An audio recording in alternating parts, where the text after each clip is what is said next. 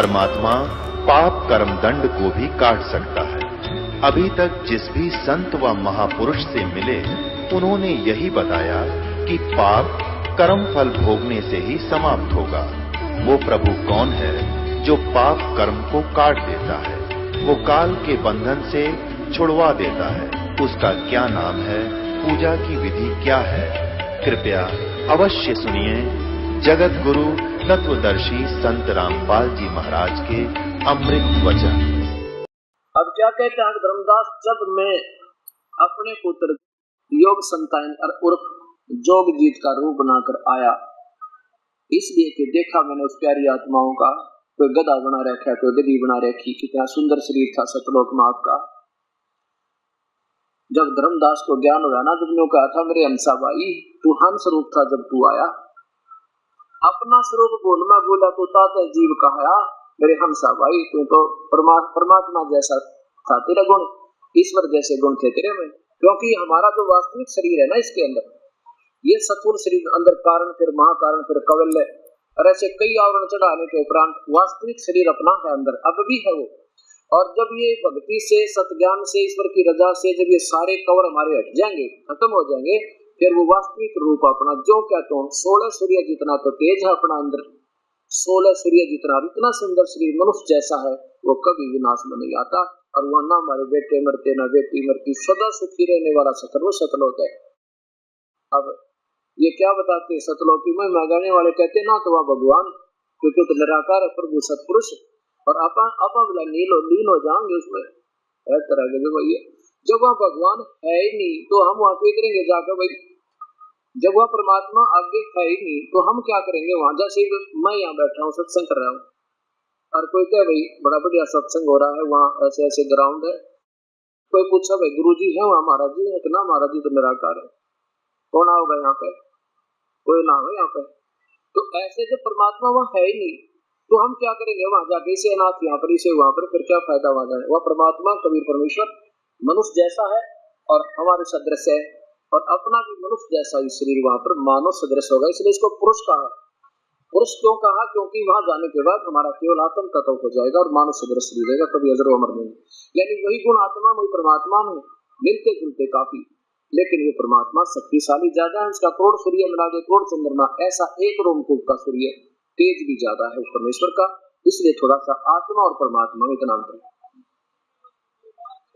अब परमात्मा कहते हैं कि धर्मदास, जब मैं तपस्या जहां पर वो 1 लाख प्राणी बोने जा रहे थे, मैं खड़ा हो गया के मैंने, मेरी कृपा से वो जलन जो थी, वह आंख जो गर्म लग रही थी उन प्राणियों को, वो बंद होगी।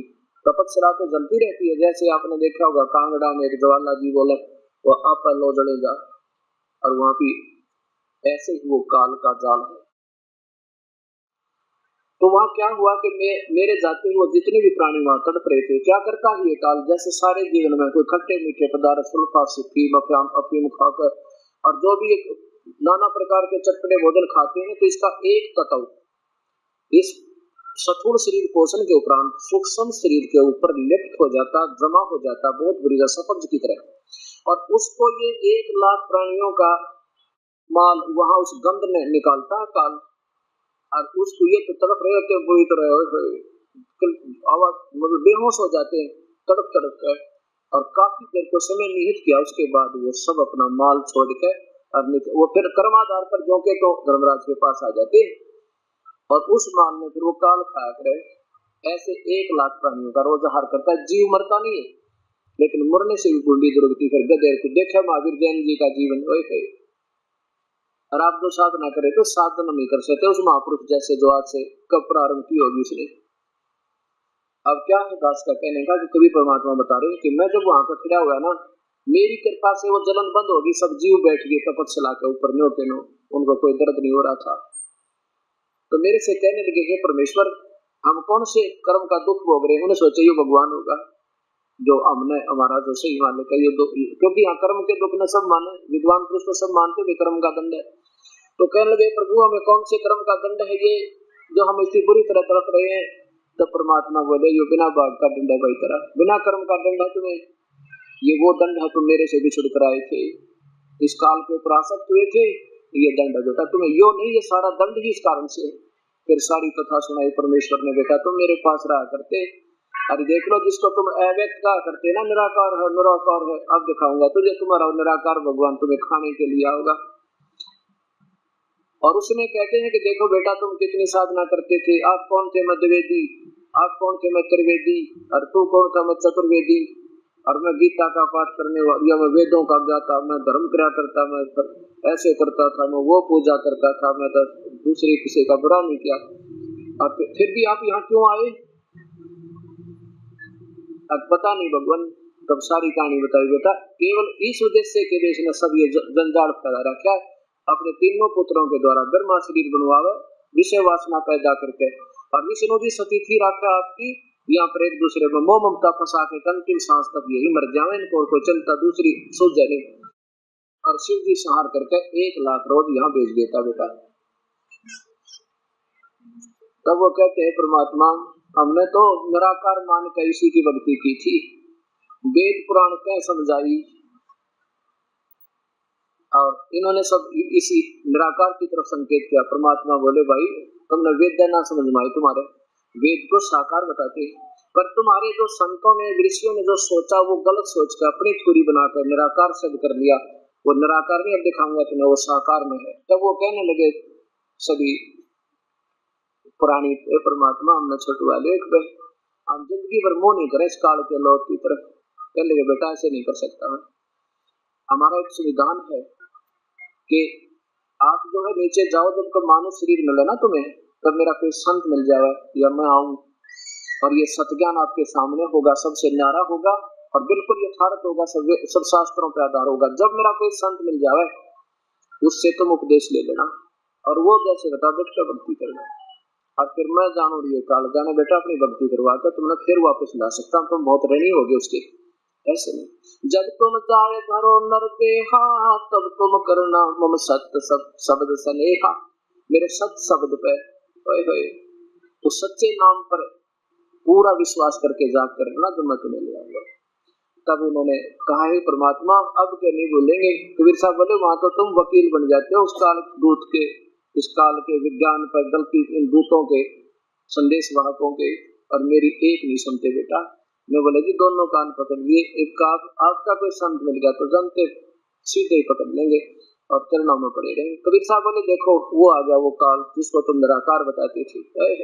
विष्णु पुराण में दिखाऊंगा आपको कि जब ये विष्णु, ये महाविष्णु, ये काल जिसको शिव सदाशिव कहते हैं, ये विष्णु जब अपने कार्य नीचे पूरा करके एक ब्रह्मांड में तीनों पुत्रों की उत्पत्ति करके दुर्गा को छोड़ के इसके लोक में ये वहां बैठ जाता है 21वें ब्रह्मांड में, और वहां कहते हैं इसका काल रूप परिवर्तित हो जाता है, जो गीता में दिखा होता है देख ले मेरा ये रूप है अर्जुन मैं ऐसा हूँ, तो कहते हैं वहां देख दिखाऊं तुझे, वो आने लग रहा है। अब उसने क्या ऑटोमेटिक सिस्टम बना रखा है कि इतने समय में ये प्राणी जल बुझ कर यहाँ से ऑटोमेटिक उठ जाएंगे और केवल वो माल निकला पाएगा एक ऑटोमेटिक पात्र में नीचे, वो खाने के लिए जाता है। तो उसने जब देखा कि देखो बेटा वो आ रहा है वो काल, देखा तुमने वो आ रहा वो है वो काल, तुमको निराकार बताया करते सारे, अब देखो ओछा माथा काली सूरत लंबे दांत, अब ये 1000 भुजा भी दिखा सकता है और 2 में भी रह सकता है, ये सिद्धियां होती है। उसने देखा कि वो आ रहा 2 भुजा वो सामने काल है, अरे तुम जाओ यहाँ पे मेरी इसकी वो है बात। अब वो सारे प्राणी तो परमात्मा ने अपनी शक्ति पे भेज दिए, अपने कर्माधार पर कोई भूत बना चाहे गधा बना चाहे देव बना चाहे महादेव बना चाहे राजा बनो। अब उधर से काल जब आया सामने देखा जोगजीत रूप में खड़े भगवान को, अब उसी जोगजीत रूप में परमात्मा ने उसको निष्कासित किया था वहां से 21 ब्रह्मांड समेत सतलोक तक। तो वो काल बोला कि जोगजीत पहले तो ये बता तू आया किस लिए, मेरी इजाजत बिना तू मेरे लोक में क्यों आया, और वहां तक तूने मुझे मार निकाला मोही जोग जीतना छोड़ू तो ही। पहले तो मैं बोला तू मुझे कोई आदेश है परमात्मा का तो वो बता दे, अब फिर तो न गढ़ूंगा गिर के। जोग जीत क्योंकि परमात्मा को अपना भाई समझ रहा था जिसने उसको ईश्वर आदेश उसी रूप में आके निकाला था। तो कबीर साहब कहने लगे, मैं बोला भाई मैं उस कबीर परमात्मा ने मुझे जाऊं अपना डबल रोल करके, मैं पूर्व पिताजी ने भेजा हूं और नीचे जाऊंगा ब्रह्मंडों में तेरे 21 ब्रह्मंडों में 20 में, और तेरी पोट पाड़ के आऊंगा, ये बताऊंगा कि भगवान नहीं जिसका तुम निराकार मान कर वेद और गीता के आधार पर आधारित हो बैठे, ये तो काल है। असली परमात्मा कोई और है, पूरा प्रमाण देकर दिखाऊंगा उनको, सब अपनी शक्ति से नाम दूंगा, सच्चा नाम, और तेरे जाल से निकालूंगा मैं, ये आदेश देकर भेजा है मेरे को पिताजी ने। अब अच्छा डट जा, पहले तुझे मैं ठीक करता हूँ। अब कहते हैं कबीर साहब कहते हैं धर्मदास मेरे ऊपर ऐसे ऐसे झपटा ये काल जैसे बाद झपटा पर चिड़ी पे, और फिर मैंने भाई वो सच्चा नाम सेवन किया श्वास के द्वारा। एक सत्ता नाम सतनाम है, वो श्वास से सेवन होता है, हम आपको देंगे जो हमारा उपदेशी होगा। उसके अंदर इतनी शक्ति है कि अगर आपके ऊपर किसी प्रकार की कोई चाहे देव बला हो चाहे महादेव बला हो चाहे किसी प्रकार की आपत्ति सेवन कर लियो, ढूंढ ही नहीं पाए। हमें याद दिलाने के लिए परमात्मा कहते हैं कि वो सेवन किया भाई मैंने, और सेवन करके उसका ऐसी हालत होगी मेरे चरणों में गिर गया और पड़ा पड़ा तड़पा जैसे पक्षी की पंख कट जाती है, विवश हो जावे और उस पर हल्ला टहला ना जावे। जब जान गया वो काल की तरह से प्रबल शक्ति है, इसके पास कोई सदस्य शक्ति है प्रभु की, कहने लगा मेरे चरण पकड़ लिए और रोए बैठे नहीं डटे, रुदन मचा दिया। मैं आपका तो मेरा बड़ा भाई, मैं तेरा छोटा भाई, छोटे तो गलती करते हैं, बड़े अक्षमाई क्या करते हैं, माफ कर दो माफ कर दो। फिर मैंने कहा माफ कर दिया, अब कैसे नहीं, वचनबद्ध हो जाओ, मेरे एक दो काम है, एक दो मेरी कमी है मेरे लोक में, वो भी पूरी कीजिए बबू, मैं तो आपको भगवान के पिताजी जैसा मानता हूँ। काल कहता है ज्योत नरेंद्र पड़ा पड़ा, कबीर साहब बोले, मैं बोला भाई ठीक है मांगते मांगे, कैसे नहीं, वचनबद्ध हो जा जोगजीत, वचनबद्ध हो जा। कबीर साहब बोले वो हो गया वचनबद्ध, बोल क्या मांगता है। फिर बैठ गया, बैठ के आने बोला एक काम करियो, आप क्या करोगे, नीचे जाके, नीचे जाऊंगा भाई, सारी कहानी बताऊंगा, सतलोक की सारी कथा सुनाया करूंगा और सबको अब सच्चा नाम देकर तेरे जाल को छुटवा दूंगा। मैं बोला अभी तो मैं आया हूँ और अभी तो मुझे भूख लगती है, आप एक काम करियो, 3 युगों में जीव मत ले जाना, सतयुग त्रेता द्वापर में, और जब चौथा युग आवे ना कलयुग, फिर कितने जीव ले जाइए, फिर मुझे कोई आंट नहीं। और एक काम करियो, आप अपना ज्ञान दियो, हम अपना ज्ञान देंगे, आपका तो ज्ञान स्वीकार कर ले आपका, मेरा ज्ञान स्वीकार कर ले मेरा, ये और दया कर दियो। अच्छा भाई और बोल, 2 शर्त और रखी, वो भी दे दी, और बोल के मांगे। वैसे कबीर साहब बोले तथास्तु, दे दी भाई।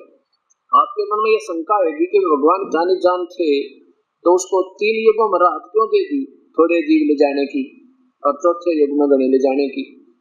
अब प्यारी आत्माओं, परमात्मा अनजान नहीं है, वो सारा जाने, और उनको ये भी मालूम था कि क्या मांग सकता है ज्योतिर्नंदन, ये बालक, उसके सामने बालक है। ये आपको दिखाऊंगा सामवेद और ऋग्वेद के अंदर युवा कबीर माने समर्थ कबीर, और बाकी ये देवता, ये महादेव और ये ब्रह्मा ब्रह्म पर ब्रह्म, ये तो बालक और वर्ग, ऐसी स्थिति। युवा माने समर्थ, जो सारे काम करने में समर्थ हो, और बालक और बूढ़ा सब कार्य नहीं कर सकता, इसलिए परमात्मा ने उस पूर्ण ब्रह्म की सतपुरुष की युवा कबीर नाम करके महिमा की।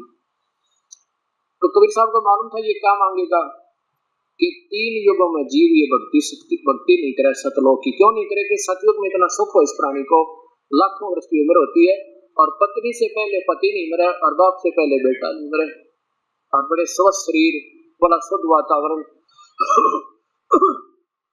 और सबकी समाधियां लगती हैं, ऊपर ध्यान लगाते हैं, कोई ब्रह्मन देख रहा, कोई कीर्तन घूम रहा होता है, सिद्धियां आकाश में उड़ जाने की, क्योंकि उस समय पुण्यकर्मी प्राणी पिछले संस्कारी हंस आते, तो कोई भक्ति ना करे। ऐसे त्रेता में, फिर द्वापर में, अब कलयुग में के बने हैं कि पिछले पुण्य संस्कार तो खत्म हो रही, आपके भक्ति वाले जो ज्यादा थे वो तो खत्म होगी, ना कुछ सिद्धि रही, ना कुछ रिद्धि रही, ना कुछ ऊपर उड़न की शक्ति रही, और भक्ति सारी शास्त्र विरुद्ध होगी। और फिर आपके ऊपर जो कर्म दंड आएगा, 3 भगवानों की भक्ति से ठीक नहीं हो सकता, तो सिर पटक लियो, क्योंकि कर्म से कम जाता, कर नहीं सकते। और परमात्मा कहते हैं कि मैं जब आऊंगा ये अपना दास भेजूंगा, उसको शक्ति दे दूंगा, अंत तो उनके काम सरेंगे, जो सिद्धि नित्य नाम ले लेगा। और फिर ये आप जान जाएंगे भगवान कैसा होता, फिर एक ज्ञान निर्मल होगा जो सबसे घन होगा। और कलयुग में परमात्मा जब भेजते अपने संदेश वाहक को कि ये सब दूत जो काल के आके अपनी अपनी व्याख्या कभी फाइनल कर देते हैं, परमात्मा की परिभाषा लिख कर छोड़ देते हैं कि ये है भगवान, और फिर वो परमात्मा अपनी सत्य ज्ञान का ढोल पीटता है, और फिर सबको वो कलम बंद करके उनके हाथ बंधवाया परमात्मा ने, और सबको चुप करवा दिया। अब ये प्यारी आत्मा सब समझ जाएंगी भगवान कौन है और कैसा है, क्या परिभाषा है उस परमेश्वर की। तो परमात्मा कहते मन सारा बेरा था, मैं बालक नहीं हूँ, इसलिए इसको 3 युगों की छुट्टी दे दी। चौथे युग में बेटा मैं देखूंगा फिर तुझे। इसने ये सोचा था कि चौथे युग में ये भक्ति योग रहे नहीं गए, 4 तो मज बना दिए और 25 पंथ बना दिए। एक भगवान शास्त्र, एक दिन की नाना व्याख्या, घुमा फिरा कर सारे कहते ज्योत घुमा फिरा कर प्रकाश देखो, ज्योत देखो, हरदम पहुंचो, फलाना पहुंचो, और परमात्मा आकार में, और ये बताओ उसको निराकार। तो इससे सिद्ध हो गया कि ये सब बेसलस कथाएं बनाते अभी तक दंत कथाएं बनाई सुनाई हमारे को। विपसाना समाज में कोई बालक नहीं, सारे समझ जाएंगे, ज्यादा से ज्यादा 2 वर्ष लगेंगे, ये सब समझ जाएंगे हम कहाँ खड़े थे। तो ये सोच कर परमात्मा ने ऐसा सोचा था। तो फिर ये कबीर साहब बताते हैं कि जब ये सारी इसने मांग दी ना भिखारी ने, मेरे तो सारी डिमांड पूरी होगी, फिर दीदे का दे, फिर आंख बदल गया, कहने लगा क्या करेगा जोगजीत बेशक जा, तेरी कोई नहीं माने वहां पर, मैंने सबको उल्टे रास्ते लगा रखे अपने दूध बेच के। आप कहोगे सतपुरुष है वो कोई और भगवान है, तेरा सिर फोड़ेंगे। और मैंने 12 नकली संत भेज रखे समाज में, और सब ने तुम्हारी महिमा गा रखी है, सतलोक है, सतपुरुष है, सचखंड है, सिर्फ सुनी सुनाई बातों से। और फिर वो नाम सारे गलत देंगे, मेरे पास आओगे, एक भी बार नहीं जा सकता। और तुम जाओगे ना जब तुम्हारे दूध को तेरा संदेश भाग जाएगा तुम्हारा, उस समय तो करोड़ों की संख्या में वितरित कर चुके होंगे वो, और सबको गलत ज्ञान में इतना रंग देंगे, उसका दुश्मन बना देंगे। तेरा संदेश भाग कहेगा ये साधना ठीक नहीं थी, और जाकर ले तू क्या करेगा। क्या बोला, दवा 10 पंथ करूं मैं साजा, नाम तुम्हारा ले करूं आवाजा। 10 पंथ नाम जो ले ही, सो हमरे मुख आन समोही। 12 पंथ चला दूंगा नकली, और 12 दूत बेच दूंगा, और वो महिमा गाओगे ऊपर सतलोक, पान दबा के आंख दबा के देख लो, बस ये साधना है। नाम 5 गलत देंगे, क्योंकि काल परमात्मा ने मना किया, 5 का नाम काल के भाई, ये 5 नाम काल के भी बिल्कुल पार नहीं हो सकता। फिर क्या बताते हैं, 10 पंथ करूं, काल बोला 12 पंथ चलाऊंगा, और नाम तुम्हारा ले करूं आवाजा। ऊपर सतपुरुष है, वो तो है नहीं, निराकार है। और फिर 10 पंथ नाम जो ले, वो मेरे मुख आन समोही। इन 12 पंथा में जो नाम देंगे ना, वो सारे मेरे मुंह मांगे, बाहर जा नहीं सकते, कर लिए क्या करेंगे। और फिर कबीर साहब फिर कहते, प्रथम अंश हमारे जाई, पीछे अंश तुम्हारा आई। ये 600 वर्ष पहले की वाणी बोल रहा हूँ आपको, जो सुना रहा हूँ कबीर साहब की, आज की नहीं है, जो परमात्मा आज लिख कर गए थे, और आज वही हो गया। कहते हैं काल बोला कि पहले मेरे दूत जानेंगे सारे इसमें धरती लोक पे, और पीछे से तुम्हारा दूत यानी संदेश वाहक होगा, और फिर उसकी जो है ना कोई नहीं सुनेगा। कबीर साहब बोले ये तेरी चिंता नहीं, मैं जानू के ऊपर सुना, मैं अपनी प्यारी आत्माओं को अपनी परिभाषा जानता हूँ, ये कैसे पहचानेंगे मुझे। तो परमात्मा को मालूम था कि तब तक ये सब ने जो एंड बैंड बोलना सारे बोल लेंगे, और जो भी उन्होंने कथाएं अपनी फाइनल करनी थी वो कर देंगे, आज वही हो चुका है। इन महापुरुषों ने अपनी जो अंतिम लेखनी लिखकर बंद कर दी किताबें। अब ये है परमात्मा, ऐसा है भगवान, ये सतपुरुष है, इसका निराकार है, ज्योत दिखाई देती है, और ये सब दास के पास उपलब्ध है, सबके कंप्यूटर में फीड करके और सीडी बनाकर समाज में भेज दी। अब ये चीज नहीं कर सकते हमने तो नहीं कही ये बात, और इस समाज को ये पता लग जाएगा, हमारे गुरु जी ये बताते थे वास्तव सच कथा ये है, सारे शास्त्र आधार होगी, तो ज्यादा से ज्यादा 2 वर्ष लगेंगे जिन्हें भक्ति चाहिएगी। और जो रूढ़िवादी है तो बड़ो कुएं में पड़कर, वो तो उसके लिए तो स्कूल है कोई, उसके लिए तो ये पाठशाला नहीं है जिसने मानना है आख्या देखी बात कहते जान बुझ साची तजय और करे झूठ तने वाकी संगति है प्रभु फिर सोपन में बिना दे, उनकी तो हमें जरूरत भी नहीं। वो कैसे बताए परमात्मा ने, उनके बारे में क्या बताते हैं, जान बुझ साची तजय करे झूठ तने और वाकी संगति है प्रभु फिर सोपन में ना दे। चातुर प्राणी चोर है ये मूड मुग्ध है ठोठे, संतों के नहीं काम के है इनको दो गण जोटे। चतुर प्राणी चोर है, चातुर कौन से, जिन्होंने शास्त्र विरुद्ध साधना बताकर अपने अटकलों से परमात्मा की व्याख्या गलत बता रखी है और अपने आप को ऋषि और महर्षि और महासंत सिद्ध कर दिया, जगत गुरु सगत गुरु, वो तो है चतुर प्राणी। और मूड जो इतना प्रमाण देख के भी नहीं मानेंगे, वो मूड बताए कति नादान, इतने प्रत्यक्ष प्रमाण देकर उनको नहीं छोड़ सकते, फिर परमात्मा कहते वो हमारे काम के कोई ना, वो तो वही रहना। उनको दो गण जोट और पक्का दृढ़ कर दो, मरो कुएं में पड़ के। चातुर प्राणी चोरे हैं, ये मूड मुग्ध है ठोठे, ये संतों के नहीं काम के है, उनको दो गल जोटे। लगे रहो भाई वहीं पर। लेकिन जिनको प्रभु चाहिएगा वो अब डटे नहीं डटेंगे। अब क्या होता है कि धर्मदास जब मैं पहली बार यहाँ आया, मृत मंडल पर चला, इस काल को बोला तू चुप रह, बैठ जा दिशा से, मैं आप देख लूंगा जिसको लाना है ना लाना है, क्या करना है। तो कहते हैं मैं पहली बार जब आया ब्रह्मा से मिला, ब्रह्मा को नाम दिया, मैंने समझाया, वो समझ गया सारी कहानी, उपदेश दिया। फर्स्ट मंत्र, हम पहला मंत्र इसलिए देते हैं आपको कि आप में जो और भी कोई रह रहा होगी ना शंका, या तो सीधे हो जाओगे ना छोड़ जाओगे नाम में, तो उससे कोई लाभ हानि आपको नहीं होगी। तो परमात्मा ने ऐसा प्रोसेसर बना के सबसे पहले ब्रह्मा को प्रथम मंत्र दिया, सारी बात समझ गया। फिर विष्णु जी के पास आए, विष्णु जी को समझा, बेटा तुम मेरे बच्चे हो और ये तुम्हें दिखाई भी नहीं देता, आकाशवाणी करके तुम्हारी विधि बांध रखी सबकी, और तुम ये काल है, तुम मेरे प्यारी आत्मा हो, तुम नाम जपो, तुम यहाँ से निकल जाओगे। नाम ले लिया। फिर शिव जी के पास आए, शिव जी को समझाया, ये भी पुण्यात्मा मान गई एक बार तब बात, ये सोहम नाम दिया इसको। फिर क्या बता बेटा, मैं फिर आऊंगा कुछ समय के बाद, तुम्हें दूसरा वास्तविक मंत्र दूंगा, सतनाम। तो परमात्मा जब दोबारा गए जोगजीत रूप में, तो काल ने देखा कि तेरे बेटे गए सारे और ये चले गए, तो समझो सब न बता देंगे। उनकी बुद्धि चेंज कर दी अंदर बैठ के, और ब्रह्मा को के मन में क्या पैदा कर दिया कि झूठ बोलता है, वेदों में लिखा सो फाइनल है और कोई परमात्मा नहीं है, बस एक ज्योत निरंजन, ये ब्रह्म, यही फाइनल परमात्मा है, अंतिम प्रभु है। दोबारा जो परमेश्वर गए तो ब्रह्मा ने यही उठ पटांग की, देखो स्वामी जी मैं आपकी बात को गलत नहीं मानता, लेकिन वेदों से अलग मैं नहीं मान सकता। कबीर साहब बोले वेद एक बार पढ़ कर देख ले, इसमें क्या लिखा है। क्या बता कि वेद हमारा वेद है, हम वेदों में ना, और जिस वेद से मैं मिलूं वो वेद जानते ना। वेद जो है ये मेरी महिमा गा रहे, कबीर परमेश्वर है, कबीर सर्वशक्तिमान है, सरस्वती सिंहार कबीर है, अंगारी कबीर है, ब्रह्मारी कबीर, सतलोक में रहता हूँ वो कबीर मैं हूँ भाई। मुझे सतपुरुष अकाल मूर्ख सब स्वरूपी राम कहते हैं, मेरा असली नाम कबीर है। कहते हैं वेद हमारा भेद है, मैं वेदों में ना, और जिस वेद से मैं मिलूं वो वेद जानते ना।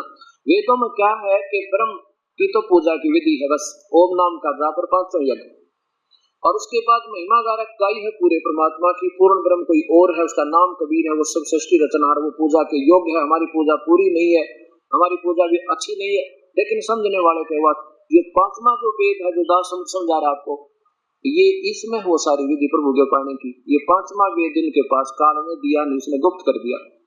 तो क्या बताता है परमात्मा के वेद हमारा भेद है, जिन वेदों को तुम चारों वेदों को फाइनल मान रहे, ये मेरी ही महिमा गा रहे हैं, पर जिस वेद से मैं मिलूं वो ये वेद जानते ना, ये चारों वेदों का वर्णन नहीं। तो ऐसे गीता जी ने कहा कि अर्जुन मेरी पूजा करनी ओम नाम की जाप है, मुझ ब्रह्म की, और उस परमात्मा की पूर्ण ब्रह्म, वो सर्वशक्तिमान सर्वसिद्धदायी सदा अजर अमर करने वाला और अजर अमर है, उसकी भक्ति करनी तो संत न ढूंढ ले। यही वेद में लिखा है। यजुर्वेद में यही प्रमाण है 40वें अध्याय के 10वें और 13वें श्लोक 12वें श्लोक में कि देखो मेरी भक्ति करनी है तो यहाँ तक की उपलब्धि है, उस वो परमात्मा कोई और है, तो उसके बारे में जानकारी कोई तत्वदर्शी संत यानी पूर्ण संत जो बताएंगे, वैसे तू ऐसे कर ले। तो ऐसे इन चारों युगों में परमात्मा आए, लेकिन तीनों के तीनों ब्रह्मा विष्णु महेश ने मना कर दिया, कहने लगे जी वैसे आप ठीक हो, हम आपसे बुरा नहीं मानते, पर हमें ब्रह्मा ने बता दिया। वो दोनों और नाट गए। कबीर साहब बोले भाई ना मानो के बस की बात है। अब ब्रह्मा विष्णु में इसका दोष क्या विचारों का, यहाँ किसी का छोटा मोटा सुख हो गया, आखी कोठी हो, एक कार हो, सामने गुटी ला ले, अब फिर सिनेमा देखे ना, फिर क्या जरूरत भगवान की, और ये तो 3 लोग के प्रभु। तो ये फिर बाद में समझ में आओगी, जो बात कभी बिगड़ जाएगी, तो उससे पहले जो लग जाएगा वो पुण्य भागी होगा, उसके भाग बड़े होंगे। अब ये सारी सतिथि बताकर परमात्मा ने कहा, जो धर्मदास फिर सारी कथा सुनाने लगा कि आप कहते ना ऊर्ध्व, फिर धर्मदास कहने लगा भगवान एक बात समझ में नहीं आती, इतने दिन हो गया हम ब्रह्मा विष्णु में इसकी पूजा करते हुए 4-5 पीढ़ी 7 पीढ़ी तो मेरे याद है, तो क्या ये गलत है? क्या ब्रह्मा विष्णु महेश की फिर इतनी महिमा बढ़ी कैसे? चलिए पूजा के योग नहीं है तो फिर इनकी महिमा बनी कैसे? जैसे दास ने परसों सुनाया था आपको कल के ब्रह्मा विष्णु महेश से तीनों गुणों की पूजा गीता मना किया हुआ है। रजगुण ब्रह्मा है, सतगुण विष्णु, तमगुण शिव जी। तो कबीर साहब कहते हैं कि इनकी महिमा तो आज भी इतनी है ब्रह्मा विष्णु महेश की, लेकिन तुमने उल्टा काम करवा दिया इन संतों ने। कैसे? अब देखियो गीता जी का अध्याय नंबर 15 के वो 4 श्लोक सुनाता हूँ, इनसे ये सारी कहानी समझ में आएगी आपको कि ब्रह्मा विष्णु महेश की पूजा कैसे करनी है और हम कर कैसे रहे हैं। अब देखो ये ऐसा निर्मल ज्ञान है, आप 100 बार सुनोगे ना जब समझ में आओगी। क्योंकि जैसे बच्चा स्कूल जाता है, A for apple, B for book सारे साल करे, और जब नेक्स्ट क्लास में होने योग्य होता है, ऐसे ही बात लगातार सुनते रहोगे, यहाँ भी सुनोगे, सीडी भी देखोगे, किताब भी ले जाओगे, फिर आप परफेक्ट बालक बन जाओगे, बड़े फटाफट बोल जा करोगे, सारी समझ जाओगे। तो अब पहले तो हमने ये आपको खूब समझाना पड़ेगा, और 100 बार सुनोगे ना प्रभु जी करता, फिर भी अच्छी लगनी चाहिए आपको, तो आप भक्त हो। आज 5-10 अध्याय, पहला मंत्र, ऊर्ध्व मूलम। ऊर्ध्व मूलम ऊपर को जड़ वाला, ऊर्ध्व माने ऊपर को, आदि पुरुष परमेश्वर को समझो, जड़ है उस परमेश्वर की, मूल है ऊपर को, वो तो पूर्ण परमात्मा को समझो, जड़ है संसार रूपी उल्टे लटके हुए वृक्ष की। ये गीता समझाऊंगा आपको, जब समझ पाओगे वो परमात्मा कौन है, पूर्ण ब्रह्म। ये समझो, ये पूर्ण परमात्मा, ये तो संसार रूपी वृक्ष की जड़ है, परम अक्षर पुरुष। ये तो जड़ समझो। ऊपर कहते हैं आदि पुरुष परमेश्वर मूल वाले, ऊपर को जड़ वाला पूर्ण परमात्मा वाले, और नीचे को शाखा। काल ने ये तना और ये द्वार बंद कर, इसको नहीं ज्ञान नहीं बताया, केवल तीनों गुण रूपी शाखा, रजगुण ब्रह्मा, सतगुण विष्णु, तमगुण शिव जी रूपी शाखा वाले इस उल्टे लटके हुए संसार के वृक्ष को, पीपल के वृक्ष को समझो। अविनाशी कहते हैं, अर्थात ये संरचना है उस परमेश्वर की। ऊपर को जड़ तो पूर्ण परमात्मा समझो। आदि पुरुष परमेश्वर मूल वाले, अधः शाखा माने नीचे को शाखा वाले, इस संसार रूपी पीपल के वृक्ष को अविनाशी कहते हैं। वेद जिसके पत्ते कहे, और उस संसार रूपी वृक्ष को जो व्यक्ति, जो संत मूल से लेकर जड़ से लेकर और सब तना और दार और टहनियों को पत्तों तक बता देगा, वो तत्वदर्शी संत है। तत्व से जानता है स वेदविद, वो तत्वदर्शी संत है, वह वेद के तात्पर्य को सही जानता है। अब क्या कहता है ये काल भगवान, अब फिर समझ लो कि जो संत तुझे इस सारे ब्रह्मांडों को बता देगा, इस सारी रचना को ठीक ठीक बतावेगा न्यारे न्यारे, तो समझना वो तत्वदर्शी संत है। और फिर क्या बता चौथे अध्याय के 34वें श्लोक में कि मैं नहीं जानता उस परम पिता के बारे में भक्ति की। अर्जुन, ये तो वो कोई संत आवेगा, उसने पूछिए। चौथे अध्याय का 34वां श्लोक, पवित्र गीता जी। उस ज्ञान को, उस परम पिता के ज्ञान को उन तत्वदर्शी संतों के पास जाकर समझ। उस ज्ञान को तू तत्वदर्शी ज्ञानियों के पास जाकर समझ, उनको बड़ी बाकी दंडवत प्रणाम करने से और कपट छोड़कर उनकी सेवा करने से, वह तत्वदर्शी संत संता पूर्वक प्रसन्न करने से परमात्म तत्व को, उस परमात्मा के वास्तविक ज्ञान को भले बाकी जानने वाले ज्ञानी महात्मा तुझको तत्व ज्ञान का उपदेश करेंगे। मैं नहीं जानता उस परम पिता के बारे में, और फिर कौन है वो तत्वदर्शी, इसका 15वें अध्याय के पहले में फैसला कर दिया कि जो इन ब्रह्मांडों का पूर्ण जानकार हो, जड़ से लेकर टहनी क्या है, तना कौन है और ये कौन है, अगर ये कोई बता दे तो समझो वो तत्वदर्शी संत है। वो कैसे बताएगा, वो कबीर परमेश्वर आएगा, वो बताएगा। अक्षर पुरुष एक पेड़ है, निरंजन वाकी डारे, जो जमीन से बाहर दिखाई देता है, ये कबीर परमात्मा की वाणी 600 वर्ष पुरानी जो बोल रहा हूं मैं, गीता जी के 15वें अध्याय को बोल रहे हैं वो साधारण भाषा में। अक्षर पुरुष एक पेड़ है जो जमीन से बाहर दिखाई देता, उसे पेड़ कहते हैं। ये अक्षर पुरुष पर ब्रह्म है। और निरंजन ज्योत, निरंजन ये डार, ये काल, इसकी डार एक मोटी डार, ऐसी ऐसी सैकड़ों डार होती है वृक्ष के। अक्षर पुरुष एक पेड़ है, निरंजन वाकी डार, और तीनों देवा शाखा है ये। पात रूप संसार, हम तो ये पात रूप में आ गए हैं ब्रह्मा विष्णु में से। अब ये क्या है, ये तना तो परब्रह्म है, अक्षर पुरुष, और ये क्षर पुरुष ये डार है, और इस क्षर पुरुष यानी ज्योति निरंजन के तीन बेटे हैं, रजगुण ब्रह्मा सतगुण विष्णु तम गुण शिव जी कहते। और ये जड़ कौन है, ये पूर्ण ब्रह्म, ये तो काल स्वयं कह रहा है कि इस आदि पुरुष परमेश्वर यानी पूर्ण परमात्मा तो जड़ है उस संसार रूपी वृक्ष की। ऐसे जो बता देगा उसको तो समझना वो तत्वदर्शी संत है। अब देखो इसमें हिंट भी दे दिया कौन होगा फिर वो तत्वदर्शी संत। 15वें अध्याय का प्रथम श्लोक फिर देखो, आदि पुरुष परमेश्वर को मूल वाले जड़ और नीचे को शाखा वाले संसार रूपी पीपल के वृक्ष को अविनाशी कहते हैं, वेद जिसके पत्ते कहे गए हैं। और उस संसार रूपी वृक्ष को जो संत जड़ से लेकर मूल सहित तत्व से जानता है, स वेदवित, अर्थात वो है वो तत्वदर्शी संत, वो वेद के तात्पर्य को सही जानता है, ये समझ लेना। आगे देखो दूसरे में,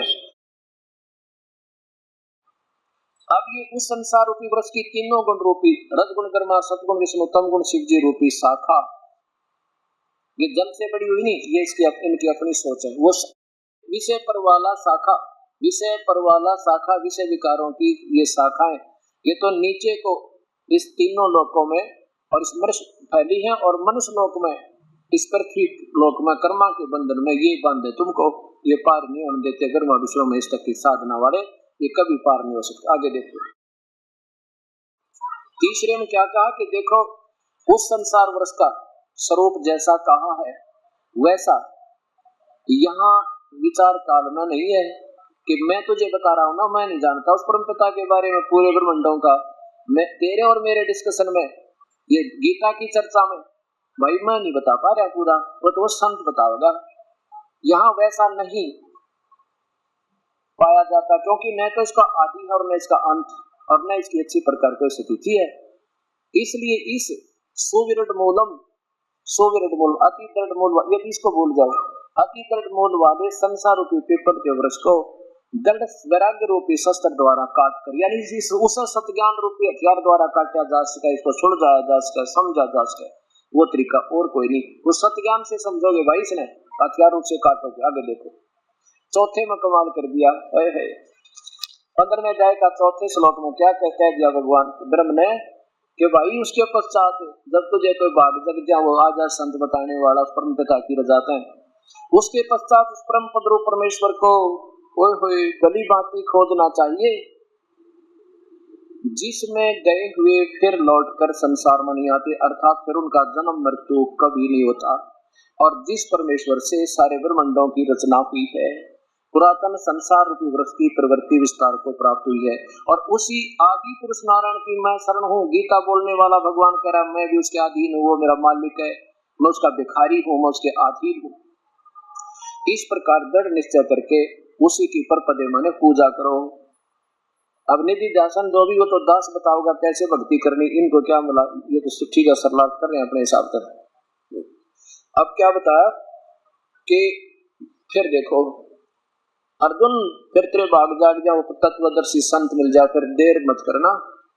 उसके पश्चात उस परम पद रूप परमेश्वर को बड़ी बात खोजना चाहिए जिसमें गए हुए व्यक्ति फिर लौटकर संसार में नहीं आते, और जिस परमेश्वर से पुरातन यानी पुरानी सृष्टि की रूपी वृक्ष की रचना हुई है, प्रवृत्ति विस्तार को प्राप्त हुई, जिसने इसको रचा है, और मैं भी उसी परमेश्वर की शरण में हूँ, मैं उसका पुजारी हूँ। ये कबीर परमात्मा ही, अब दिखाऊंगा आपको, एक कथा सुनाऊंगा कल के सत्संग में। तो इस प्रकार दृढ़ निश्चय करके उसी भगवान की भक्ति करना, मेरी नहीं। अब कहते हैं उसकी भक्ति करने से फिर जन्म नहीं होता। अपने बारे में बताते हैं अर्जुन, तेरे और मेरे तो बहुत जन्म हो दिए। चौथे अध्याय का और ये 5वां श्लोक देखो, ये देखो अर्जुन, तेरे और मेरे तो बहुत जन्म हो दिए। ये परंतु अर्जुन, मेरे और तेरे बहुत से जन्म हो चुके, उन सबको तो नहीं जानता, मैं जानता हूँ। इति सिद्धम के काल तो जन्म और मृत्यु में है। अब वो कौन है, वो परमात्मा, उसके बारे में ये दास की ड्यूटी लाई परमेश्वर ने, और अब आपके सामने वो तथ्य आएंगे जो सारे के सारे हमारे पुरातन पवित्र शास्त्रों में खजाना दबा था, लेकिन आप तक वो पहुंच नहीं पाएगी। हमारे संतों की और इस काल की मेहरबानी रही, क्योंकि काल ने लिखा है ब्रह्म गीता में कि मेरे हाथ में सब प्राणियों की बुद्धि है जो मेरे अंतर्गत है, और जब चाहो उनमें ज्ञान रूपी चांदना कर दूं, जब चाहो अंधेरा कर दूं। ये भगवान खेल कर रखे ऋषियों की के बसावन बोली आत्माओं की, इन संतों की जो वर्तमान में बैठे यहाँ पर, ये तो उसका जो कृपा पात्र हो गया, फिर ये काल एक जागा बुद्धि है। और फिर ये शास्त्र आपके उंगलियों पर टिप्स पा, हमारे बच्चा देख लो जो 4 साल हो गए नाम दिए, इनसे श्लोक नंबर पूछ लो, ये आपको बता देंगे उस श्लोक नंबर में क्या लिखा गीता है, क्योंकि इनकी बुद्धि से काल हट चुका है और परमात्मा का पंजा हो चुका है। और फिर देखना सारे शास्त्र आपको ऐसे लगेंगे परमात्मा ये कहाँ छुपे पड़े थे। और इस दास की मजबूरी होगी, क्योंकि मेरी ड्यूटी लाई परमात्मा ने, साथ में मुझे मालूम था कि मेरे जैसे दुखी बहुत है, इस प्राणी बहुत है प्रभु के चाहने वाले, मेरे से भी ज्यादा सैक्रिफाइस है, और उनको अब ये मार्ग मिल जाएगा। आज भी आत्मा तो ज्यों की त्यों है, कभी इतना भी अंतर नहीं इसमें। आज भी सर दे दी, शीश क्या देना, जैसे गुरुदेव के ऐसे करना। कैसे? सिर सौंपा गुरुदेव को, सफल हुआ यो शीश, नित्यानंद इस शीश पे है, आप बसे जगदीश। सिर कैसे देना है? जैसे ये दास कहे फिर ऐसे करना। यदि आपने सफल भक्ति करनी है तो फिर डगमग मत होना, और फिर देखना आपका बेड़ा पार होगा। अब दास वही बताएगा जो, क्योंकि मैं कोच हो गया इस खेल का और आप इस खेल के खिलाड़ी हो गए, और जिसने इसमें एडमिशन लेना, खेल में सिलेक्ट होना है, उसके लिए नियम बना रखे, हमने फॉर्म बना रखा है। उस नियमों को आपने आजीवन निभाना होगी इस गेम में सफल होना है तो, और जरा सा भी आउट होके फाउल हो जाओगे, ये नियम है। इसी प्रकार इसका अब जो प्रसंग चल रहा था अपना कि अब गीता जी के 2 श्लोक और सुनाकर फिर आपको ब्रह्मा विष्णु महेश की सती फिर समझाऊंगा कि ये बुरे नहीं है, लेकिन इनको जिस तरह तुम पूज रहे थे ऐसे नहीं पूजा चाहिए। इनको कैसे पूजना था, कैसे हमने, एक तो होता है पूजा, एक होता है आदर। सत्कार कोई और चीज होती है, पूजा कोई और चीज होती है। कैसे? जो पतिव्रता पति से रहती आन पुरुष निभावे, और बसती हर में स्वर्ग प्रीतम में, ऐसे ध्यान लगावे। जैसे लड़की बहन बेटी अपने ब्याही जाती है तो वो पहले अपने परिवार में जाती है, वहाँ सास ससुर के अंदर, तो सास से भी उसका लगाव है, ससुर से भी है, जेठ से भी, जेठानी तक भी, देवर तक, देवरानी तक, ननद तक, सबसे। लेकिन वो आदर सबका करती है, और लेकिन जो पूजा करती है अपने पति की, पूजा पति की करेगी और श्रद्धा उनमें भी रहेगी। उनके जितना जिनका आदर है उतना अवश्य करेगी, तो भी पतिव्रता। अगर उनका अनादर करेगी तो भी वह पतिव्रता नहीं है। तो हमने रहना इस लोक में है तो सबका आदर करके रहना है, लेकिन पूजा अपने पति में, ध्यान जो उसकी समर्पण अपने पति में होगा, कभी नहीं हो सकता किसी में जो पतिव्रता हो। जब हम यहाँ से चलेंगे, अब जैसे सपरिवार कोई एक जो ना ज्वाइंट फैमिली है, संयुक्त परिवार है, उसमें सभी रह रहे हैं, और जब तक वो रह रहे हैं तो सभी एक दूसरे में प्यार, आपस में बड़ा आदर होता है।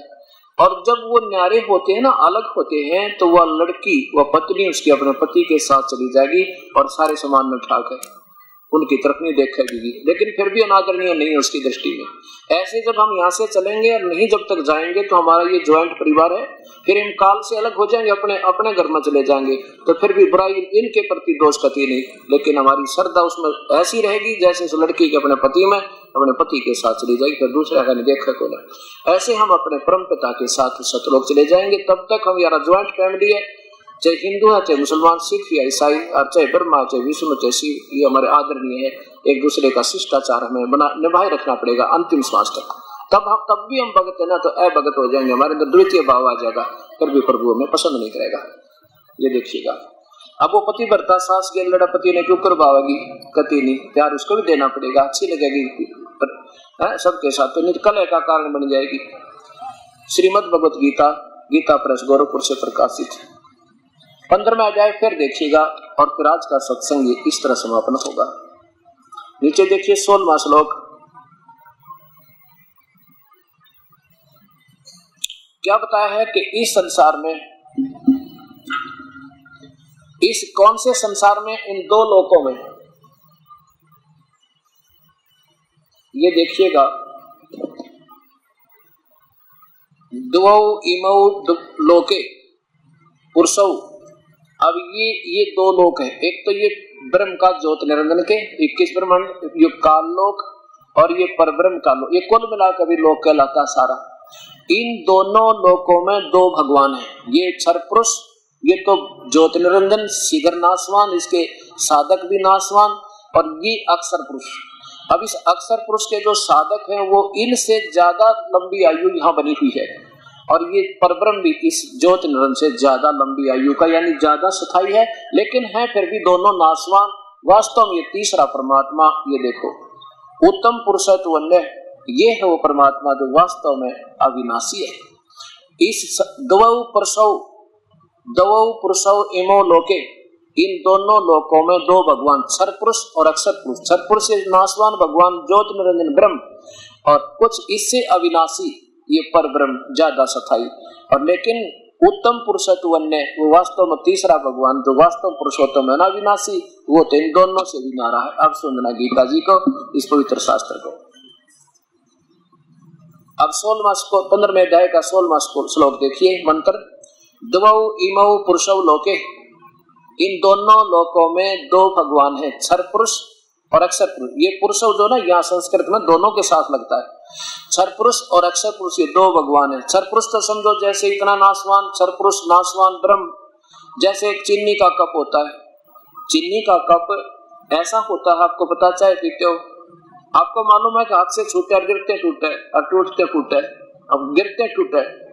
और फिर एक स्टील का कप हो, स्टील का कप ऐसा हो, आपको मालूम है कि गिर गया तो टूटता नहीं, और इसकी तुलना में ये ज्यादा अविनाशी स्थायी स्टेबल धातु है, लेकिन फिर भी स्थायी नहीं है। अविनाशी फिर भी नहीं कि इसका नाश ना हो, इसका जंग लगेगा, काफी समय बाद में ये मिट्टी बनेगा।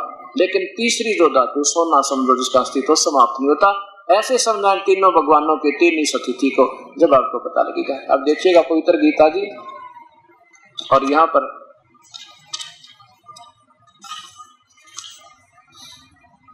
अब ये 15वें अध्याय का 16वां श्लोक। इस संसार में नाशवान और विनाशी भी दो प्रकार के भगवान लिखना था। पुरुष माने प्रभु होते, दो भगवान हैं। इसी प्रकार इन दोनों के लोकों में ये जीवात्मा अविनाशी है, और दोनों के प्राणियों के स्थूल शरीर नाशवान है, ऐसा इसका कहना है। आगे देखो, और फिर बताया 17वें में, ओए होए उत्तम पुरुषत्व अन्य, ओए होए उत्तम भगवान तो इन दोनों से भी कोई न्यारा है, इन दोनों से भी न्यारा वो पुरुषोत्तम, और वही तीनों लोकों में प्रवेश करके सबका धारण पोषण करता है। उसको अविनाशी परमेश्वर परमात्मा इस प्रकार कहा जाता है। तीनों लोकों में प्रवेश करके सबका धारण पोषण भी वही करता है, और वो कौन है? अब देखिए, वो ये परमात्मा है, ये है वो परमात्मा, मूल आदि परमेश्वर मूल वाले, ये है वो परमात्मा। इन दोनों से भी न्यारा है ये जड़ रूपी परमात्मा, इससे खुराक चलती है सबको। तीनों लोकों में प्रवेश करके सबका धारण पोषण करता, इसलिए ये अवय ईश्वर है, अविनाशी परमात्मा इस प्रकार कहा गया है। उत्तम पुरुषत्व अन्य, इनकी जो तीनों लोकों में प्रवेश करके सबका धारण पोषण करता है, वही परमेश्वर परमात्मा कहा गया है। अब यहाँ क्या अटकल लगाएंगे संत, आपको न्यू कहेंगे 18वें अध्याय में भगवान 18वें श्लोक में स्पष्ट किया कि मैं पुरुषोत्तम हूँ। नहीं, ये ब्रह्म बोल रहा गीता को, काल ये कहता कि मुझे तो लोक वेद के आधार पर, लोक वेद क्या होता है ये समझो पहले। लोक वेद वो होता है जो शास्त्र में कुछ हो और हमारे को संतों ने अपनी थोड़ी बना के कुछ और दचा दी हो, वह कहानी। जैसे दास पहले शाम जी पूजा करता तो लोक वेद के आधार पर, पहले हनुमान का पूजा करता था लोक वेद के आधार पर, ब्रह्मा विष्णु महेश को अजर अमर बताते थे लोक वेद के आधार पर, और आज ये सतलोक और सतपुरुष की महिमा सुनाते, इनको ज्ञान करती नहीं, ये लोक वेद बनाए बैठे, इसको लोक वेद कहते। मुझे तो लोक वेद के आधार पर प्रभु मानते हैं, क्योंकि मैं मेरे अंतर्गत 21 ब्रह्मांड में, चाहे तो वह स्थूल शरीर में और चाहे वह जीवात्मा रूप में, मैं इनसे तगड़ा हूँ। जैसे मुख्यमंत्री कहेगा कि इन मेरे स्टेट में तो मैं सब तो तगड़ा हूँ, पर मेरे से तगड़ा कोई और भी है, वो प्रधानमंत्री कोई और है। ऐसे संकेत समझना इसका। कबीर साहब कहते हैं, पीछे लग जाऊं था मैं लोक वेद के साथ, रस्ते में सतगुरु मिले भाई दीपक दे दिया आज। पहला लोक वेद के आधार पर पूजा कर रहे थे, अपनी महिमा बताते परमात्मा और कहते हैं अब रस्ते में भगवान वो सतगुरु मिल गए जिन्हें सच्चा ज्ञान रूपी दीपक दे दिया। अभी अपनी उस मार्ग पर चलेंगे जो चांदने में दिखाई दे रहा। ऐसे लोक वेद बताइए क्या बताते हैं। ये 15वें अध्याय का 18वें श्लोक में यहाँ उड़ जाएंगे और यही इनकी टिप्पणी देखना, वो पुरानी गीता बना रखी इन्होंने। कहते हैं भगवान कहता ना मैं सबसे उत्तम हूं, नहीं, ये कहता है क्योंकि मैं नासवान जड़ वर्ग से, यानी मेरे 21 ब्रह्मांड में चाहे स्थूल शरीर में देव है, चाहे महादेव, चाहे किसाई भी है, उनसे और अतीत हूँ, तगड़ा हूँ और अविनाशी जीवात्मा से भी तगड़ा हूँ क्योंकि ये जीवात्मा अमर है। और इसलिए इस लोक वेद में दंत कथाओं के आधार पर मैं पुरुषोत्तम प्रसिद्ध हूँ, लेकिन मैं पुरुषोत्तम नहीं हूँ, ये समझना इसका वास्तविक अर्थ ये बनेगा।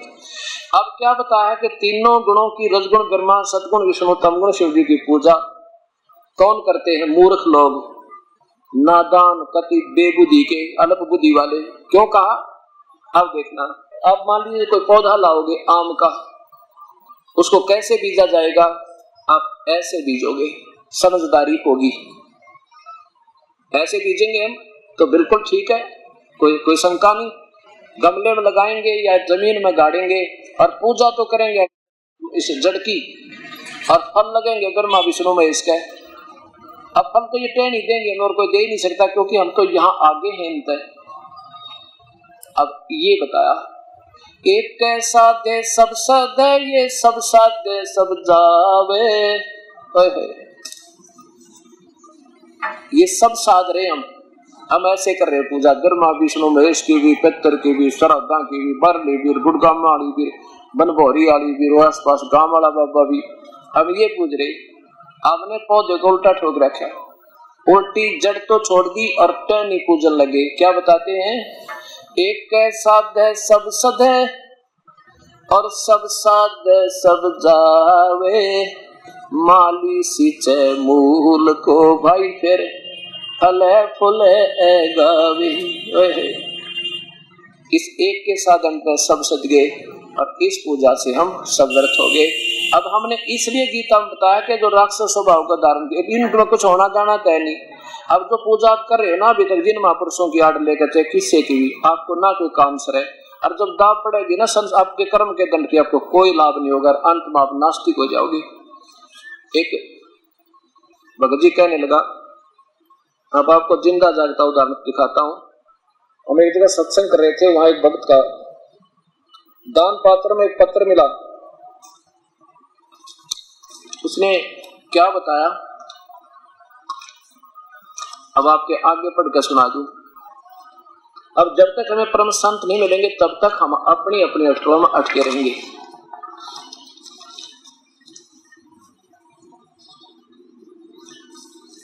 इसने क्या बताया कि जी मैं, मेरी पत्नी 2 बच्चा न छोड़कर चली गई और मुझे दमे की बीमारी, दोनों बच्चों की परवरिश के लिए मैंने चोरी का सहारा ले लिया, चोरी करने लग गया। और आपका सत्संग सुना मैंने आज ही, और आज आपका नाम भी ले लिया, और मेरे दोनों बच्चे चूहों की गोली खाकर मर गए। उस दिन दास ने ये सत्संग सुनाया था कि जो अपने बच्चों को चोरी का या रिश्वत का धन से परवरिश करता है, उसको अपने बच्चों को जहर देने की जरूरत नहीं पड़ेगी, एक दिन ऐसा आ जाएगा। और वही परमात्मा के विधान से अपरिचित होने से आप लोग ये करते हो, क्योंकि ना मासा घटे ना चल बदे, जब तक उस परम पिता का सहयोग नहीं मिलेगा, वो तो घटा बदा देगा परम पिता कबीर परमेश्वर, और किसी के वश का नहीं, कोई कर्म न काट दे। तो इसने अपनी आप बीती कथा सुनाई इस दास को, और इसको पत्थर हमने 2 दिन पीछे मिला, दान पात्र में पड़ा रहा किता, पैसे काट दिया हमने। गुरुजी मैं एक बेबस लाचार हूँ, मेरी पत्नी 2 बच्चों को छोड़कर किसी दूसरे आदमी के साथ चली गई। मैं सांस की बीमारी का मरीज हूँ, मेरे पास कमाने का कोई साधन नहीं था, इसलिए बच्चों के पालने के लिए मैंने चोरी करना शुरू कर दिया। उस दिन भी मैं चोरी करके आया था, लेकिन मैंने आपका सत्संग सुना तो आपने अपने आप से नफरत हो गई। जो कुछ मैंने चोरी किया था वह पैसे दान पात्र में डाल दिया। यह इसलिए कि मेरे पाप की कमाई से बच्चों का जीवन बनाना चाहा, लेकिन मैं दोनों बच्चों ने दोनों बच्चे चूहों वाली दवाई खाकर मर गए। अब गुरुजी मैंने इतने पाप किए शायद 7 जन्म भी नहीं धुल सकते परमात्मा सकते। कल मैंने आपसे उपदेश भी ले लिया, आप कृपा करें तो शायद मेरे पाप कम हो सकते हैं। सत्संग में आप सच कहते हो कि कर्म पूरे गुरु के बिना नहीं कर सकता। मैंने 8 साल से आसाराम बापू का मंत्र ले रखा था, लेकिन पाप कटने की बजाय बढ़ते ही चले गए। गुरु दया करन मुझ पापी पर भी। प्रणाम गुरुजी। एक दुखी जीव का पत्र। अब ये सोचना कि देखो दास ये अभिमान नहीं करता कि मैं बहुत बड़ा संत हूँ या मैं बहुत, लेकिन मेरे भगवान वो समर्थ हैं जिसकी मुझे आड़ मिली हुई है, और वो ही हमारे बुराई छुटा सकते, ना कति ना छूटे। चाहे कितनी बात बनाओ। देखो एक राजा की रानी ने नाम दे रखा है गुरुदेव का, और जब लड़की उसकी पत्नी ने पता लग गया कि ये भक्ति करे बिना बात बिगड़ जाएगी, ये 2 दिन का राजा अपनी कमाई खा रहा है और अगले जन्म में ये पशु बनेगा, जो नाम नहीं लिया तो वह रोज प्रेरणा करती, आप नाम ले लो जी, आप नाम ले लो जी, बहुत बढ़िया बात है, भक्ति तो करनी चाहिए। लेकिन वो न सोचा है, वो न कहा मैं रोज भक्ति करने लग रहा है, सुबह उठते अपना मंत्र करता हूँ, मैं जाप करूँ जी सा भगवान हरे राम करूँ, और के नाम लिया करें। गुरु जी क्या होता है? अब वो कहने लगे जी गुरु जी बिना बात बना नहीं करती, गुरु बिन माला फेरते, गुरु बिन देव दान, गुरु बिन दोनों निष्पन्न चे पूछो वेद प्राण, गुरु जी ऐसे बताते। तो वो न सोचता ये औरत है ना, ये ऐसे सीधे से दिमाग की होती है, अनुभव को बहका दे, उससे की बात नहीं, तो डरने के लिए उपचुक हो जा घर में और बका रखी होगी बेवकूफ गुरु ने, मैं कभी जाऊंगा इसकी आंखें आगे उसके हाथ को आ दूंगा, अभी क्या जरूरत है गुरु बनाने की, अपने घर में भक्ति कर ले।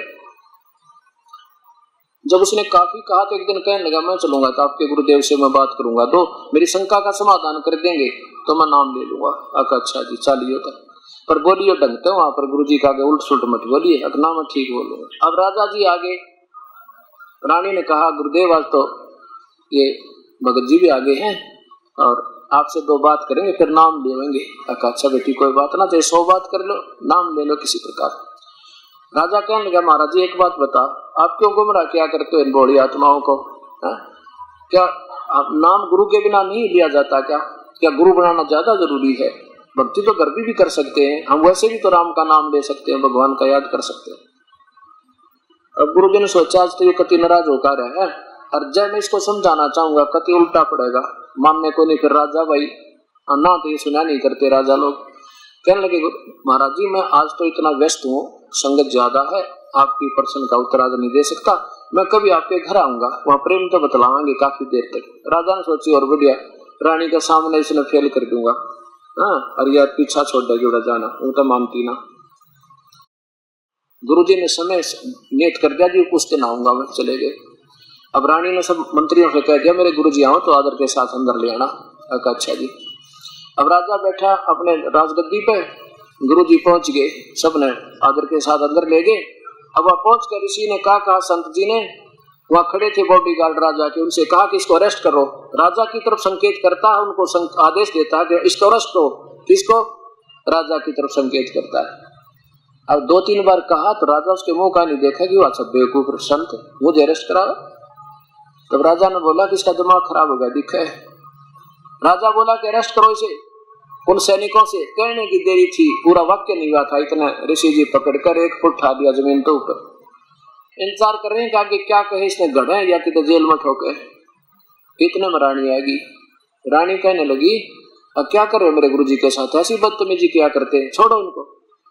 अब रानी के कारण तो वह बिना छोड़े राजा के इंतजार करें। तो संत जी कहने लगे कि राजन मुझे छुड़वाओ, मैं आपके प्रश्न का उत्तर दे रहा हूँ। कौन से उत्तर प्रश्न का? कि आपने जो प्रश्न किया था क्या गुरुजी के बिना भक्ति नहीं होती? अब ये के उत्तर दिया, बदतमीजी कर रहे थे आप मेरे साथ, मेरे सैनिकों को मेरे से पकड़ अरेस्ट करने के आदेश दे रहे थे, कि यही तो उत्तर दे रहा था आपके प्रश्न का, मुझे छुड़वाओ इनका। तूने कहा छोड़ दो, कंधे छोड़ दिया।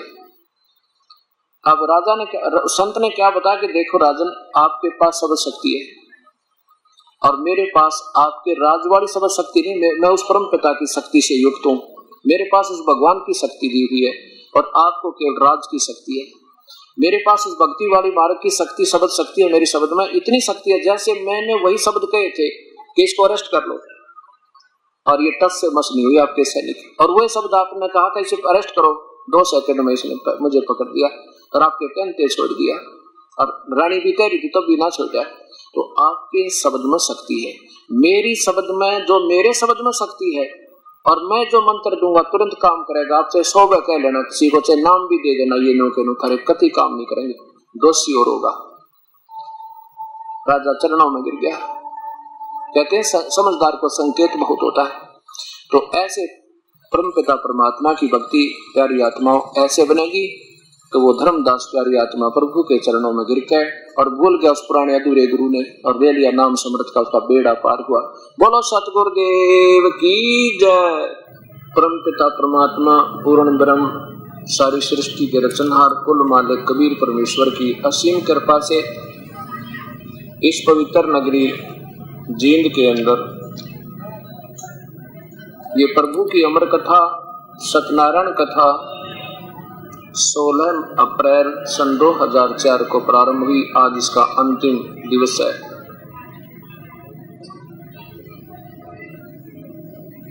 जिस पुण्यात्मा ने चारों दिन सत्संग श्रवण किया है, धन भाग है वो पुण्यात्मा जिसको परमेश्वर ने इतना शुभ समय दिया। ऐसे घोर कलयुग में ये प्राणी अक्षणिक सुख को पाकर परमात्मा से बहुत दूर जा चुका है, और जिन पुण्यात्माओं के अंदर आज भी प्रभु की कसक विद्यमान है,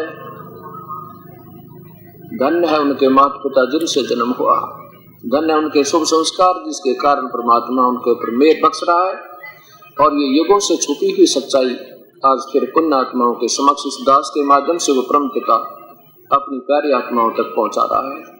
वो परम दयालु, वो परमेश्वर सारी सृष्टि के रचनहार कुल मालिक कबीर साहिब या तो स्वयं आते हैं या मेरे जैसे दास पर मेहर करके अपनी प्यारी आत्माओं को अपनी शरण में ले लेते हैं। इस 4 दिन के सत्संग में दास का उद्देश्य रहा है कि ये निर्णय किया जाए कि वो परमात्मा कौन है जिसकी उपासना से न सर्व सुख, आत्म कल्याण, जन्म मृत्यु मोक्ष से मोक्ष और शाश्वत स्थान अर्थात सतलोक प्राप्त हो जावे। जिन पुण्यात्माओं ने 4 दिन ये सत्संग निष्पक्ष भाव से सुना है, ईश्वर को साक्षी रखकर उनको ये तो पता लग गया होगा कि आज तक जो हमें ज्ञान प्राप्त था वो संपूर्ण नहीं था और उसका कोई शास्त्र आधार नहीं था। वैसे तो ये दास भी आपको बहुत कथा सुना सकता है, बेलनी और राम की, सुदामा और कृष्ण की, और बहुत से वाणी शब्द भी सुना सकता हूँ। बजले रे भगवान तेरे काम आवेगा, बजले रे भगवान तेरे काम आवेगा। दिन रात लगा और मतलब 2-2 घंटे तक ये गाने भी सुना सकता हूँ। बेशक आवाज सुरीली ना हो परंतु गा जरूर सकता हूँ। कहने का भाव ये है कि जिस के लिए हम प्रेरणा देते हैं, बजले रे भगवान तेरा काम आवेगा, राम नाम रटते रहो जब तक घट में प्राण, कबू तो दीन दयाल का कनक पड़ेगी कान। मानुष जन्म पाकर जो नहीं रटे हरि नाम, जैसे कुआ जल बिना कर बनवाया क्या काम। ये प्रेरणात्मक प्रभु की तरफ अग्रसर करने वाली, आसक्त करने वाली वाणी उस परमेश्वर की सुनाई जाती है, इसलिए कि ये प्यारी आत्मा प्रभु की भक्ति करके अपना जीवन कल्याण करावे। जब तक हमें यही नहीं मालूम वो परमात्मा है कौन जिसकी भक्ति करें, क्या विधि है उस परमेश्वर के पाने की, क्या प्रमाण है उस विधि को जिससे हम पूजा कर रहे हैं, तो तब तक हमारा वो प्रयत्न विफल है, व्यर्थ है। पहले तो ये नहीं मालूम हमने जाना कहा। अभी तक जिन महापुरुषों की छुरी आज तक दास ने पड़ी है, उन्हें क्या बताने की चेष्टा की है, उन पूर्ण परमात्मा कबीर साहब ने छोड़कर या उन महापुरुषों ने जिन्होंने उनके साक्षात दर्शन है परमेश्वर के, उन्होंने तो वही विधि, वही मंत्र और वही तरीका और वही स्वरूप परमेश्वर का जो की तो व्याख्या की है, जो उन्होंने आंखों देखा और जो दास पर कृपा हुई, उनको छोड़कर बाकी जितने भी ये पंथ और संत ये मार्गदर्शन कर रहे थे, इनकी जो छुरी है वो कोई आधार नहीं किसी का।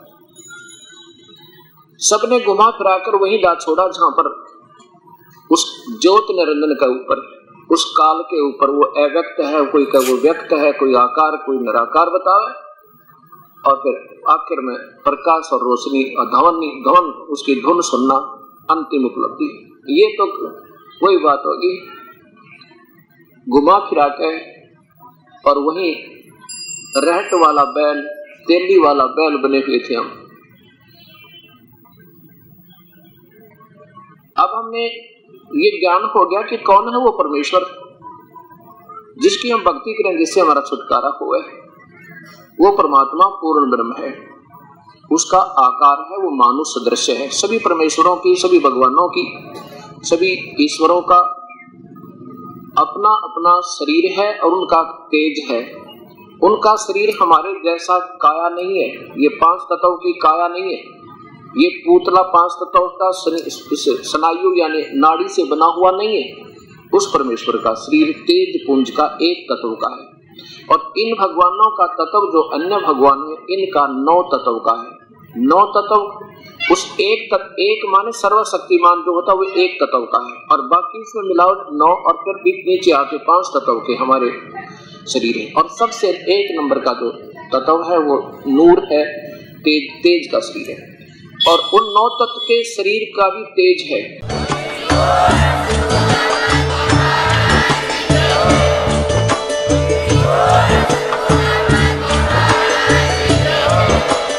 आप सुन रहे थे जगत गुरु तत्वदर्शी संत रामपाल जी महाराज जी के मंगल प्रवचन। अधिक जानकारी के लिए विजिट कीजिए हमारी वेबसाइट www.jagatgururampalji.org। संत रामपाल जी महाराज जी के शुभ आशीर्वाद से पूरे विश्व भर में 500 से भी ज्यादा नाम दीक्षा केंद्र हैं, जिन पर संत रामपाल जी महाराज जी द्वारा ऑनलाइन निशुल्क नाम दीक्षा दी जा रही है। अपने नजदीकी नाम दीक्षा केंद्र का पता करने के लिए संपर्क करें 8222880541।